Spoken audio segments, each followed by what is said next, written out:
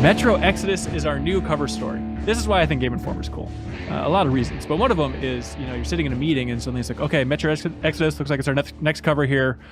All right, we're going to Malta to check out 4A Games' new studio and check out Metro Exodus.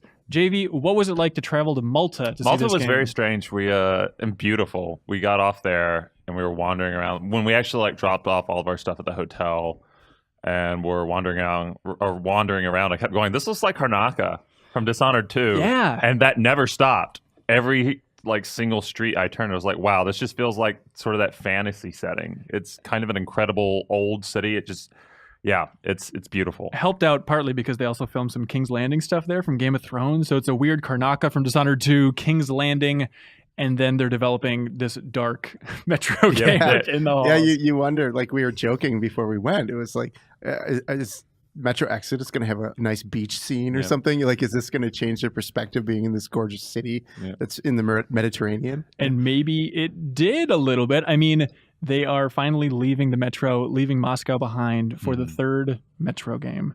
Cork, you've played some of these, right? It's true. Okay. Metro 2033, Metro Last Light, Metro Exodus. You're leaving Moscow behind, getting on a train, going across Russia, and seeing some new environments along the way. Through a cracked gas mask, right? Yeah, you can't really see it too well. It's a lot of rubbing the gas mask to try and rub and see what the hell is the actually whole going game on is just there. already doing this. You're just wandering around. Occasionally you'll see a tree or a mutant. Whole game. You'll be happy, Cork. There's less gas masks.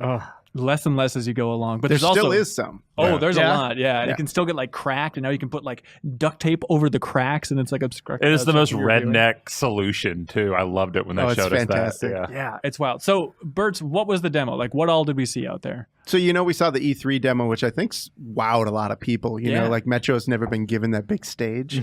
And obviously Microsoft didn't have a ton of things going on at E3. So when a demo came out with really amazing kick-ass graphics and, a really nice semi-scripted sequence, people took notice. And, we've all played those games. They're peculiar. I love them, but they are different. Their pacing's different. They're super atmospheric, but there are a lot of those weird authentic touch points, like having to charge up your battery for your light, stuff like that. That they're a little hardcore. Exactly. They're hardcore. It feels like a stubborn game in a way that a lot deliberately and proudfully and the developers were that way too. When we talked to them, everyone was stubborn as a mule. And that demo, that's the one that ends with a giant mutant bear. Yes. Okay. With the crossbow. See if you remember the one. But yeah, they are strict about adhering to reality. They want to make sure that all the guns in Metro Exodus, especially, are somewhat believable. You can actually construct them physically out of pieces, and even just being strict about things where a lot of games would just write it off, where it's okay, we have a silencer in the game, but the silenced pistol, silencers don't really mute a gun. So they're still going to make a fairly loud noise. It's just going to be diminished a little bit. Yeah. They're very strict with themselves. And I kind of love that. There's only a few studios I feel that I've ever been to where you could feel that everybody was buying into that authenticity thing. Arcane is one. Arcane worries about furniture design for a fictitious city. They are hardcore. Irrational was very much the same when they were still in operation. And you get that sense from 4A Games that the details matter to them. And it's such an interesting studio. And I wonder how much of it is just kind of always being remote. They're originally in Kiev in the Ukraine. Then 65 people, I guess there's still over 80 still in Ukraine, but I guess 65 people then went to Malta, and so it's kind of a split studio at this point. But I wonder how much that distinct personality of the Metro games comes from just the remote development. It's not like Malta is just crawling with other game developers, or Kiev is completely flourishing. Did they explain at any time during your visit why Malta? Yeah. Yeah, it goes into a lot of decisions that you see, when Ubisoft went to Quebec, right? There were incentives in the country that were there. It was close to Kiev. They left, obviously, because of the unrest that's happening in Ukraine with Putin kind of being right on the doorstep, annexing Crimea, stuff like that. So, it's really hard to recruit super awesome talent to come to Kiev when you have, a regime that's creeping in on that country, and maybe it's not as safe as, you could go work in Poland at CD Projekt Red, or you could go work at Ubisoft in Paris or Montpellier. It helped their recruiting immensely when they moved. Yeah, they alluded to protests and stuff happening outside of the office, while we were there, their Kiev office when they were still there. It's a bizarre than story setup for Metro Exodus of like, hey, we're leaving Russia behind, or not Russia, but Moscow specifically, leaving the underground behind, leaving the metro behind, and going out on this great journey. It's an easy analogy to make with like the developers, or part of them at least, going over to Malta. So the story setup for this game, Bertz, that was like a chunk of the demo that we saw was kind of the very beginning of the game. I believe it was the very beginning, opening sections at least. Right. And then it jumped to kind of like the first, oh gosh, here's where the terminology gets weird. Open-ish region. Like sandbox big hub. Yeah. A big hub is probably a fair way of looking at it. Like the analogy I eventually came up with, because they really pushed hard against the open world sort of thing. It's not an open world game. Was that one level from Half-Life 2 where you're going through like the interstate on the coast and stuff? Like that's what these levels sort of remind me of. It's like much bigger still though. It's much bigger, but it's still that same sort of design of being very linear. It's a very wide open. hallway. Yeah, and there are like tactical options and stuff you can explore. They say, it's like hours and hours of gameplay. And the weird part is just trying to understand how this game is structured is you're on the train going across the continent, and then there's stops along the way where some sections are linear still. Think of it like a weird beaded necklace where every bead is a different size. Yeah. But there's kind of 4 major hub areas that we know of at least, right? Yeah. And they kind of correlate with the seasons. It's kind of a Last of Us type thing where you're slowly working throughout the course of a year as you journey to the east. Yeah, you're going east. So the first area, you leave Moscow, you leave the snow and stuff behind, and then what they call the spring area, they nicknamed the bridge, because there's a big bridge in that area as well. It's snowy and icy and watery, just a little bit less so. Like a cliche version of Russia that you would think Russia would look like. Just lots of snow, kind of wasteland stuff. Yeah. Yeah. What did you guys think of that space? I was impressed with it visually. Like, we spent gorgeous. Yeah. so long in Metro and the previous Metro games being underground, which, for sort of dark, dirty places, they still look really good. The Metro games have always looked good, but I was curious how, more open Metro in a different environment would look, and I thought it looked gorgeous. There is definitely a lot of space, though, that I'm kind of concerned about. Like, because bigger games, a lot of their effectiveness to me is how they use their space. It's not enough just to have a bunch of acreage now. Like, I feel like we are past that point. That's dull. So I'm a little concerned about that. Like, I want to see more. Like, what are we going to be doing there? We didn't necessarily see a lot of that during our demo. Yeah. And I think that was intentional. I do think they're holding stuff back. We were asking questions about the dark ones and like the supernatural stuff, and they didn't want to give a lot of that, and I think they're saving that stuff. Right. But we did get to we did flyovers of these areas, and they are significantly larger than anything Metro's done. They are way more in line with what Stalker did. If you remember Stalker, it was open world, but it was like there was loading in between parts of the open world, exactly. and like it feels more, at least the pacing that we kind of got, because we first saw like a jump cut kind of demo where you're going from this area to this area, you're skipping the in between. Then we got a second drive through where they actually started to walk in between, and you got to see like, okay, how big does that space really feel? It was still big, but it felt a little bit more. You understand it. You understand it. You understand like there's always something right over there that you want to go look at. It definitely has that kind of design in mind, where because they're not holding your hands. There's not a guy that's going to give you a quest. There's no fetching. Everything you need to learn from like sitting around, listening to conversations, finding notes in the world, or just conversing with a certain person that maybe you saved. They'll give you a tip off to something. Right. And Anna is like on the journey with you, and she'll be like over a radio kind of talking to you every once in a while. But it's a little bit like State of Decay, Cork, where you're going up and actually using binoculars to like find the areas of interest on your own. Don't think of it like a mini open world where it's got like a checklist of stuff to do. Yeah, no, there is none of that. You have your same compass and map, and the backside tells you what your immediate objectives are. Okay. So it's still got that kind of, like you're going to have to look around. You're going to have to find stuff for yourself. So you're traveling a fair distance, though, from like where you've been in past Metro games. Does it seem as though, like, I'm not familiar with the larger Metro universe. Like, I haven't read any of the books they're based on or anything like that. So does the rest of Russia seems like it's in the same like setup? The world is nuked. So the world, right. But I mean, like in terms of just the way that communities, like, is it still like a bullet-based economy? No. This is all the gone. ammo economy is gone. Okay. It's been replaced with more of like a scavenging, crafting sort of thing. Okay. Maybe like Fallout 4 a little bit, but and not I kind of quite like that as... bullet thing. That was really, it's an interesting awesome. hook, the idea that like you use ammo as currency, but their explanation for it, I'm sure some fans are going to be upset that little aspect is gone. But the explanation is like, well, you're encountering different societies. There's kind of these weird insular societies where people aren't roaming around this nuked wasteland too much. So every region you go to, there might be a new society you encounter, and everyone wouldn't have the exact same form of currency. That was just in the metro within Moscow. So we had to abandon it for something else. Yeah, and that's another big change I feel like too. Like all the communities from the previous game, like, you know, you were living in the metro, so they were all interconnected somehow. These groups aren't necessarily interconnected. Okay, so there aren't like established trade routes. Right, because each area has its own kind of group. And like the first one we ran into were basically like crazy religious people who worshipped a fish in a lake.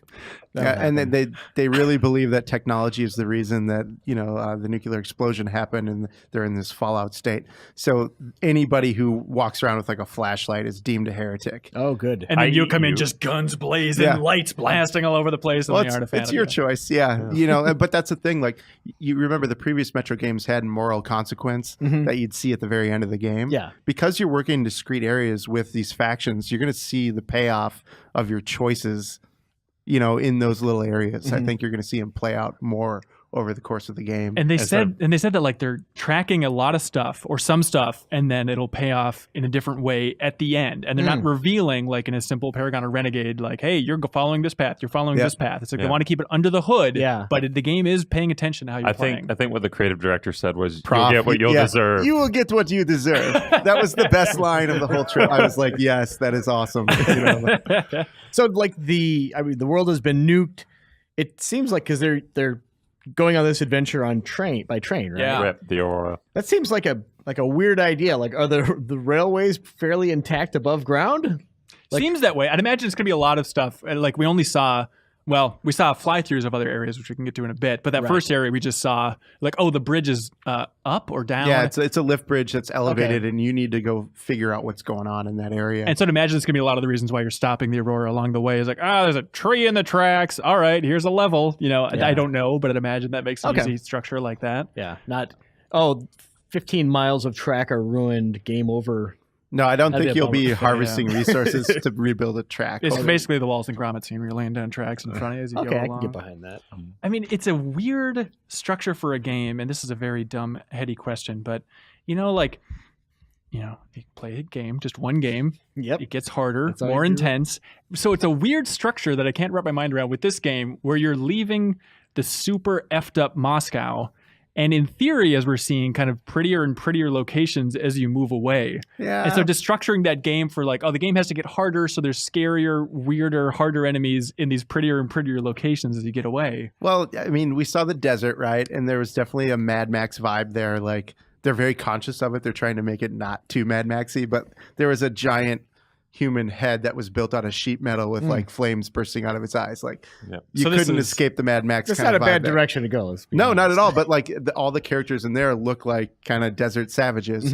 And then we saw a really cool forested area that was very complex with like mountainous regions. There were underground cave systems. That was my favorite area I saw. That was like, I could get lost in this area easy. But there were like all those fortresses with like, it looked like cannibal people with like people strung up, you know, like. It's kind of like Hellblade style, those scarecrows, you know, like those were all over the place. And so that was the E3 area, kind of like the fall area.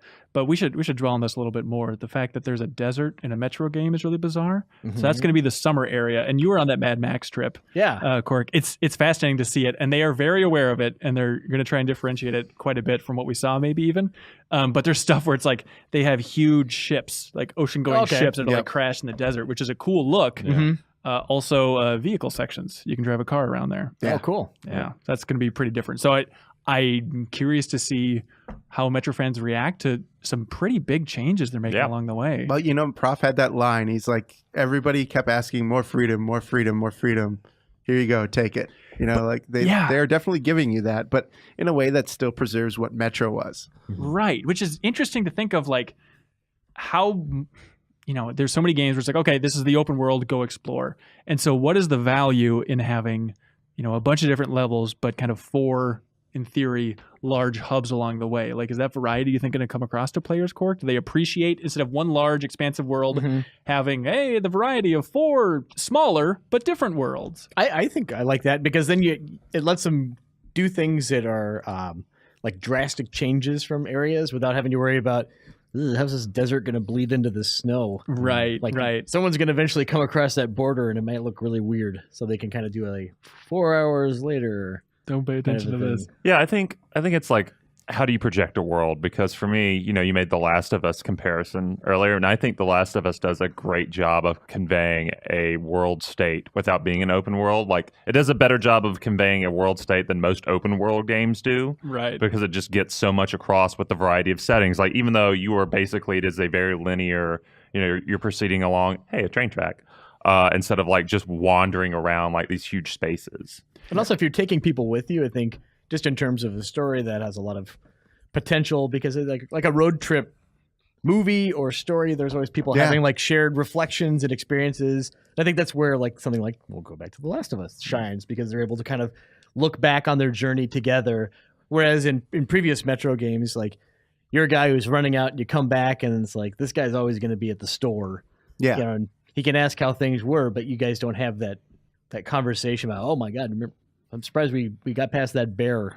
Yeah, remember that correct. They're actually doing something cool with that I was really curious about with that train. The Aurora is your constant as you're journeying into the countryside. Mm-hmm. It actually is more like a Normandy than I was expecting, I guess. Yeah. Like, the way they explained it is that you'll add cars as necessary as you're going on the trip, and you're gathering people. So there's always like, it's your hub city that moves with you. And they said, like, if you ignore side quests, maybe sometimes your hub city gets a little thinned out. Like, I asked if people would get added as you find them. They're like, no, it's actually kind of the opposite. So you want to do that penicillin side mission. Yeah. And they even made some reference to the fact that like they kind of have been dialing back on the sim aspects. They were originally much more sim heavy on the train. We're like managing the crew in there, but it's like, yeah, that's not really a Metro experience, I guess. But Bert, I'm curious from your perspective. We talked about it quickly, but you're a fan of Stalker, which is a game from 2007, open world game that a lot of this team worked on back in the day. Were you expecting it to hit more Stalker notes just in the freedom of that open world? Did you think the Stalker comparison is fully apt? I think it's apt in the sense that the people that created that suffocating atmosphere that you got in an open world experience with Stalker are doing this. Yeah. But they're doing it with the lessons learned. They're doing it with Prof described it as their university. They went there. That game was like a 7-year project that was just on fire the whole time, which, to be honest, most games are. As you talk to more and more developers, like, games are on fire right until the end a lot of times. You're landing a plane on fire. But that one was more so because they had never made games like that before, and they didn't have a ton of experience to draw on. The thing that excites me about this game is they did learn those lessons. They've been designing the Metro games a certain way, and this is the blending of the two. Like, what does that mean in the end? I don't think it's going to be like Stalker but Metro. I think it's going to be something different. I really do. Yeah, and it's confusing, like, trying to figure out how linear should they be for certain action sequences. Like Prof, the creative director, was debating, like, do we have like, sections where you're on top of the train, like gunning down a gargoyle? Like, I don't know if that really feels like Metro, so I don't know how many of those we want to have. So they want to embrace the open world. Yeah, they were really frank about that stuff. Yeah. They started super open, like Stalker, and they realized, like, this doesn't feel like Metro at all. And so they scaled back, and then they reworked their ideas, and they went away from those kind of like, we have a train, let's make it a sim. Let's make you have train fighting sequences. Like, it seems like they're throwing things against the wall and deciding whether it fits the aesthetic. And I'm really appreciative when studios do that. Like, they're self-aware of that project as they're making it, and does it feel right? Yeah, I think you can kind of do like a smaller iteration on a sequel, but by the time that third installment comes out, you've got to do something different. Yeah, and it's easy to get bogged down. I mean, they are just crazy perfectionist over there, and we have a bunch of video interviews with Prof and some of the other development team that'll be going up throughout the month and stuff. But it's one of those cases where it's like, okay, these guys are clearly brilliant. English is not their first language. Like, I hope the passion and the messaging can come through so people can get some sense of why they're so talented. But it is definitely a case of getting there and whipping out the cameras and realizing, like, oh, this might be tricky. Trying to communicate what's fun about the game. Yeah. And to be fair, they speak way better English than we speak Russian. Yeah. Oh, yeah, I think so. Yeah. I think they did a good job. Like, by the end of it, through like the struggling, translations that we might have had to go through, like, their passion was so evident. Yeah. It's fun too. There's an art director named Karma, nicknamed Karma, who's very funny and very strange. I think I showed you some footage of him on my computer. That's very funny. Yes. We have a video going up live with him later in the month. But he was explaining, I think we're just talking about the tech, like how do you guys make everything look so good? And his explanation was, there are just some people in the office that are very tough to talk to. Yeah. Like those are the creative geniuses. Yeah, Like, and they make miracles. Yeah. I mean, so the tech aspect, Microsoft is pushing this game in a big way, saying like, hey, look at it on an Xbox One X. And so what do they say in terms of like actual performance on that thing, Birds? So for the Xbox One X, they're aiming for a native 4K. And they're still working on the frames per second, but the HDR is going to be there. For the computers, they said they like to burn out graphics cards, and they really hope to preserve that legacy. That's their thing, is blowing up graphics. Yeah, cards. we still use Metro Last Light as a benchmark test when we're testing new PCs, because it is like when you push that game to the limits, it's going to push the video cards. Mm-hmm. And they're very aware of their legacy as like an engine company, and they have a lot of really talented programmers. So they're planning to do things, like we saw the demo at E3 and everybody wondered, was that real gameplay footage? As we walked away, Andy tweeted yesterday, he was talking about like, I asked the guys when they came back, did it look like that? And they were like, yes, but with a bullet, like the environments look phenomenal. As you saw that gameplay sequence play out with the bear, it seemed like maybe there were just like some strategic animation plays that were happening that made it look really more cinematic than maybe your minute to minute one. Yeah, it's not complete BS, but clearly it was like a super polished slice of that game. Yeah, absolutely. But it's still an amazing looking game. And in terms of performance, like we asked about PS4 Pro, and they said like, unsure still, but similar to others with their explanations. So that seems to be the standard with PS4 Pro. Yeah, we'll do something with it in some way. And also, Cork, I'm sorry, but they said they had not really dicked around with the Switch much, so I don't think Metro Exodus will be coming to that. Okay, game. follow-up question. Yeah. While you're on the disappointing people thing, can you honk the horn in the train? Great question. Do you mean pull? Do you honk train horns? Yeah, honk. I think you shovel coal to honk the horn. That's not what I'm asking. Okay. Can you blow we the didn't whistle? see too much on the train. Like we started the open area section in there, but we weren't playing, so we didn't get to dig around too much. But maybe this makes up for it. Maybe it's still a work in progress. But like the title screen we saw is like the diegetic, like train engine area where it's like the different levers and stuff, like the continue options, all that stuff. So maybe. And Artyom's wife is just off to the side, like constantly sighing. I thought, that was probably my favorite touch. Like she's just there. She just seems really upset. All right, what do you think about this, JV? In the beginning of the game, Anna says something like, "Oh, Artyom, you got to quit looking for other stuff. You just need to make yourself happy in Moscow. We're not going to go find a beautiful forest." This is really good reading, by the way. Yeah, it's spot on. And she's like, "Oh, we're not going to go live on a beach somewhere. It's not going to happen. You must give up." Pizza pie. So the question is, do you think this game will end? And that was a bit of foreshadowing with them finding a wonderful home in a wooded forest, or like just relaxing on a beach saying, I could get used to totally this. think most of the people in that train are going to fucking die. Including Artyom. Really? You think so? I think they'll kill him. Really? Why is that? Because, it's such a sad series. It is, but if they're going to prettier and prettier places, he'll see like a beautiful... He will die beautifully. That is my prediction. I think he ends up alone in Malta. Alone in Malta? Yeah. That would be really cool, wandering around Malta. It is tough. Like, they didn't say this is the last Metro necessarily. Or at all. Yeah. Or at all. The writer, though, However. where I'm going with this, the writers said, like, because we Skyped him in and interviewed him for a little bit, too, of the Metro books. And he's like, he sees it as his Metro trilogy. And his ends at 2035. Is that the latest one? Yeah, the last book that came out was for him. Like, he wants to go do different creative endeavors or explore television. Like he's interested in expanding. And he was loosely hinting like, things are always moving in the Metro film and TV world. Things are moving along, but who the hell ever knows if anything will ever reach the light of day.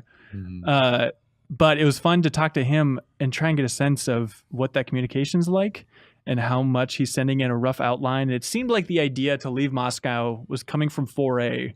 Right? Am I reading this correctly? Yeah, Remembering this correctly? that's what he said. They started with like an open world in Moscow that they were going to do where they connected all the subway tunnels and you're free to kind of move at will through the areas. And the team was just bored. They've been in the tunnels too much. Yeah. So then they came up with the idea. I think it was a couple of the art team guys guys and ladies that came up with this idea. Like, what if we do a cross country trip and they pitch it to Dimitri, and he was super stoked about it. And like he told us this long story about how that means so much to him because he used to have to travel from Moscow into the countryside to visit his grandmother. You know, like he definitely is a passionate man who, you know, he tries to put his own lived experiences into his art. Yeah, and so he said something like, "Oh no, it's 4A Games' idea, but I feel like it's as much mine as it is theirs because I would want to go a similar direction with Metro." Yep. And I didn't understand. There's like this, what is it called? The World of Metro. There's like an unofficial expanded lore of fans writing for I think it's Metro. Oh yeah, there's 80 books. I mean, like it's all over the world. Like there are a lot of people. They don't have a lot of stateside people, but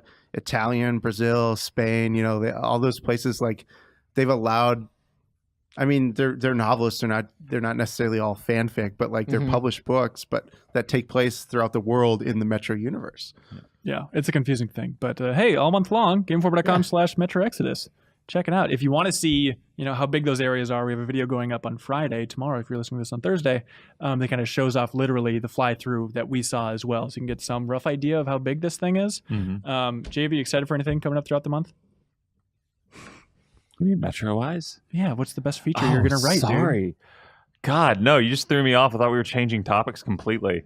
Like, nope. What? What feature are you most the weapons. I think Metro has some of the most interesting weapons because it looks like they take that DIY, like, okay, you could build this weapon, you know, like they were telling us at the studio, but that shotgun from the first two games, it's ridiculous. It looks so stupid but amazing at the same time. It looks like someone just like some stupid kid put it together, or a brilliant kid, I guess, put it together in the garage, and it like works. Yeah, like it just looks like it's.